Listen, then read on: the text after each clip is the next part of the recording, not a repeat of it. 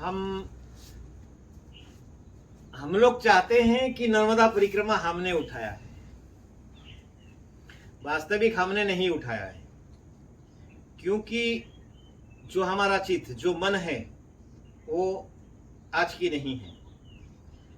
ये करोड़ों जन्म से हमारा जो प्रारब्ध है, वही जो हमने कर्म किया, वही प्रारब्ध बन के बना, और वही प्रारब्ध कहीं ना कहीं हमने कर्म बन के प्रेरित कर रहा है कि नर्मदा परिक्रमा करने के लिए। समझ लेना चाहिए कि हम इस बात को पूर्णतः कि हमारा ये आखिरी जन्म हो, क्योंकि आखिरी जन्म इसीलिए क्यों इसी जन्म में है, इसी शरीर में ही हमें आत्म साक्षात्कार करना है। तो इसीलिए हमने नर्मदा परिक्रमा की ईश्वर ने प्रेरित करी। हमने माहौल के हिसाब से देखा जाए तो हमने अभी वर्तमान संसार में है। साधु या सन्यासी का प्रारूप हमने नहीं ले पाए बचपन से।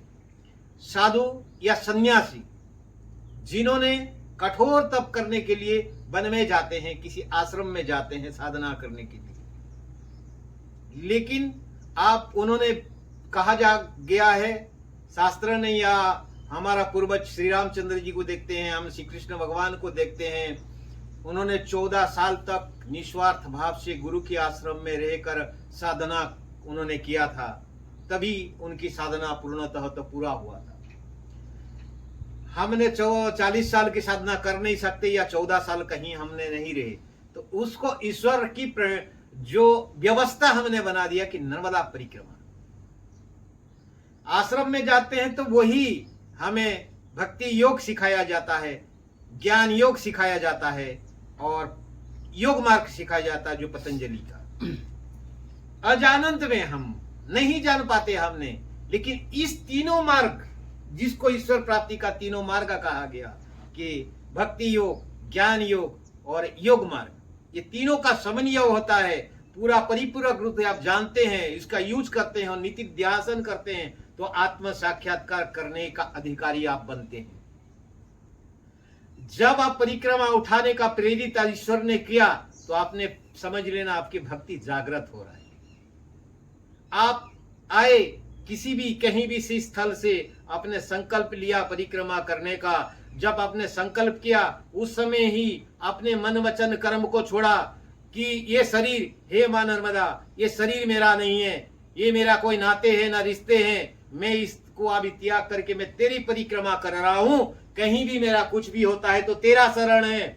यही व्यवस्था आपने संकल्प करके वहीं आपने संकल्प मात्र से छोड़ा था, संकल्प करके परिक्रमा उठाई। जब आपने परिक्रमा करी तो हर एक जीव, आपके जीव में हर एक जीव, चाहे कैसे भी परिस्थिति हो, कैसे भी लोगों को आपने देखा, कैसे भी जान अनजान, कैसे भी परिस्थिति में वो ले जाता है, तो आपके मुख से सदैव नर्मदे हर का शब्द तो निकलता ही है। वो नर्मदे हर क्या है?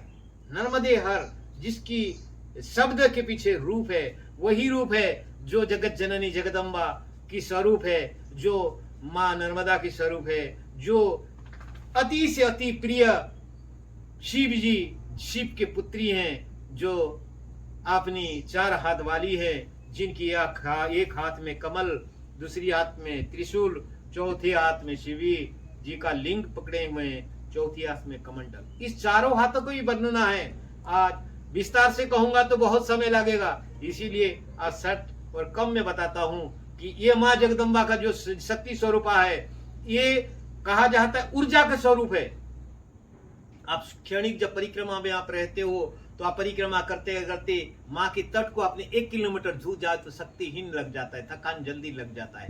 जब माँ के तट में आ जाते हो तो ऊर्जा स्वतः प्राप्त हो जाता है। तो आप इस चीज को अनुभव करना, तो नर्मदा परिक्रमा कोई साधारण नहीं है। आप वैसे ही आप जब परिक्रमा में नर्मदे हर करते हो तो भक्ति जागृत हुआ कि नहीं हुआ? जब आप जो शक्ति आपका पात करके जो आपने डंडा लिया, वो डंडे के सहारे आप जब चलते हो, आप कभी सुबह उठा ना, अपने जीवन में कभी कुंभक को जानते हो, ना रेचक को जाना, ना पूरक को जाना, ना एनम विलन को जाना, किसी भी प्राणायाम को आप जानते नहीं हो, लेकिन सारे प्राणायाम का सिद्धि ऑटोमेटिक हो जाता है श्वासोश्वास। और प्राणायाम का मतलब है प्राण शक्ति का आयाम, और यहां भी वही हो रहा है। स्वातिक आहार मिल रहा है, सुबह उठा, स्वातिक आराम से आपने चले और चलते गए, चलते तो प्राण शक्ति का विकास हुआ, प्राण शक्ति का आयाम हुआ, तो ऊर्जा तो आपको प्राप्त हो ही रहा है। नहीं कभी आपने सूर्य नमस्कार नहीं करी, कभी पादो पश्चिमासन नहीं करी, आपने कोई साष्टांग आसन नहीं करी, अष्टांग योग नहीं करी, लेकिन ऑटोमेटिक आपको आपकी शरीर बोलता है कि मैं योग कर रहा हूं। फुर्ती इतने आ जाता है, ताजगी इतनी आ जाता है कि जैसे हिरण थोड़ा सा में चमक के हिरण की जैसी आपके शरीर में वो आ जाता है, वह अपनी पक्षी की तरह आपके शरीर में फुर्ती आ जाता है परिक्रमा में। वो फुर्ती कहां से आया? आपकी प्राण शक्ति ने तो जागृत करी। आपने योग नहीं किया, लेकिन योग तो सिद्ध हो रहा है आपके अंदर। आपने ज्ञान, अभी आते हैं भक्ति योग हो गया, ज्ञान योग हो गया, भक्ति आपकी योग मार्ग हो गया, ज्ञान योग। ज्ञान योग स्वतः हो जाता है। अब कैसे हो रहा है कि आपको निधिध्यासन करना हुआ, जब नहीं करता है तो वो फिर क्यों?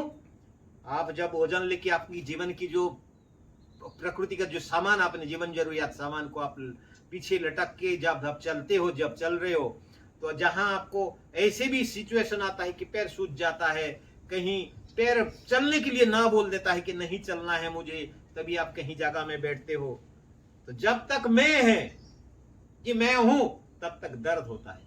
जब छोड़ देते हो कि तो मां की शरण, वेद की वही 3 वाक्य आपको याद आता है कि अहम ब्रह्मास्मि, मैं चिदाकाश स्वरूप हूं, मैं तो शरीर नहीं हूं, ये शरीर पंचभौतिक से बना है, ना मैं जल हूं, ना पृथ्वी हूं, ना जल, ना आकाश हूं, ना अग्नि हूं। जब आप इस चीज को चिंतन करते हो तो आपके दत्त कहीं गायब हो जाता है, आपको पता ही नहीं चलता। तो ज्ञान योग का भी आपके वहां निधिध्यासन हो रहा है। जब निधिध्यासन ये तीनों चीज का स्वतः हो गया, अभी मैं कहूंगा कि मां की दर्शन कैसे करना है। मां की दर्शन आधुनिक तरीके से, कि मां की दर्शन करने के लिए सब लोग लालयित है, लेकिन अभी कहा गया शास्त्र में कहा गया कि एक मंत्र, एक अक्षर का अगर मंत्र है उसको सिद्ध करना है, तो सारे पुराण और वेदों में इसका वर्णित है कि 1,25,000 मंत्र अगर जप करते हो एक अक्षर का मंत्र का, तो आपकी मंत्र का अधिष्ठान देवता जागृत हो जाता है। लेकिन आपको और क्या करना है? आप पैदल चल के आए, जाने अनजाने में हिंसा हो रहा है, कीड़े पतंग जीव आपको, जब उनकी प्राण भी गए, उनका भी तो विसर्जन, उनका भी तो पुण्य आपको देना होगा, आपके पुण्य से तो वहीं जाएंगे। तो 30% और कहा गया, तो ये 1.25 लाख 30,000 और, तो 1,55,000 हो गए। 1,55,000। तो मां नर्मदा का हम दर्शन स्वतः करना है, सदैव करना है। तो निधिध्यासन मां नर्मदा का चिंतन करते हैं और उनके नाम लेते हैं, तो मां तो प्रकट होने वाला है। तो कितने मंत्र अपने पास होना चाहिए? 5 अक्षर है तो 7,75,000। 1,55,000 गुना 5, तो 7,55,000 हो गए। तो 7,55,000 मंत्र हम आह्वान करते हैं मां को, और जप करने जाते हैं तो हमको जप तो करेंगे। लेकिन इस चीज को क्या कहा गया कि बैठ के माला तो हमारे पास है नहीं जो हम मंत्र का हम गिनती कर सके। तो क्या करना चाहिए अपने को?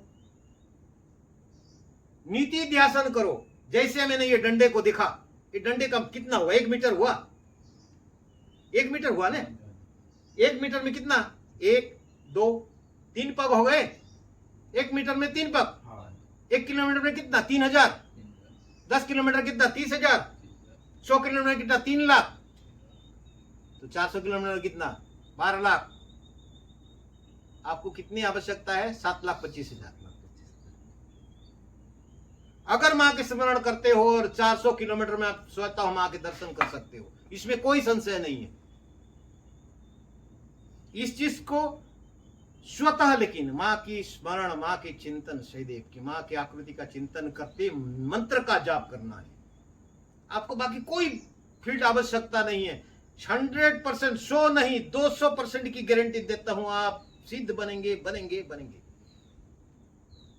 इस चीज को नई पीढ़ी के लिए एक संवाद और एक मैं बोलता हूं कि आज नया पीढ़ी बोलते हैं बुढ़े लोग ही आप परिक्रमा करना चाहिए, जिनके उम्र हो गया उनके ही करना चाहिए, जिनके बाधा है उनके लिए परिक्रमा करना चाहिए, जिनकी अभाव हो रहा है, जिसको परेशानी हो रहा है, उन लोग ही परिक्रमा करना चाहिए। इस तरह का जो मेंटालिटी रखने वाले सुन लो, आज की जरूरत है नई पीढ़ी के लिए जो किशोर अवस्था में है। आप ये बात को भूलो मत कि जब राजा गुरुकुल में से जब बच्चे आता था पहले कि 14 वर्ष में जब गुरुकुल पूरा करके आता था, तो उसी 14 वर्ष के बाद उनको पर्यटन के लिए भेजा दिया जाता था। राजा भी अपने बच्चे को पर्यटक के लिए भेजते थे कि जाओ सारे दुनिया घूम के आओ, फिर हम आपको योग्यता देख के सम्राट बनाएंगे। ये व्यवस्था था हमारा। आज की हमारा माँ बाप बोलते हैं अरे तो पढ़ाई करेंगे, लौकिक जगत का पढ़ाई करते रहो, क्या बनेगा बन के। एमबीए पढ़ाते हो 20 लाख देके। मैं गारंटी देता हूं, आप अगर नर्मदा परिक्रमा एक बार करे, जो बिजनेस मैनेजमेंट एमबी जो एडमिनिस्ट्रेशन जो पढ़ाई कर रहे हैं 20 लाख 25 लाख देके, यहां दुनिया भर की मैनेजमेंट वो सीख लेगा। एक परिक्रमा मात्र से 50 जो मैनेजमेंट कर रहे हैं उनको पढ़ा सकता है। ऐसे योग्यता प्राप्त होगा अगर सही ढंग से कोई करता है तो, इसमें कोई संशय नहीं। तो सनातन धर्म में हम लोग हैं, जो सनातन धर्म हमारा, हम तो गर्व हैं कि हम सनातनी हैं। हमारा धर्म सिखाता है विज्ञान, विज्ञान हमसे सीखता है, हम विज्ञान से नहीं। विज्ञान का जनक है, विज्ञान को पैदा करने वाला हमारा सनातनी है। तो सनातन धर्म को ये जो व्यवस्था है इसका अनुसरण करके स्वतः सिद्ध बनने का कोशिश करो। 100% आप कह रहा कि आप सिद्ध बन सकते हो, इसमें कोई संशय नहीं है।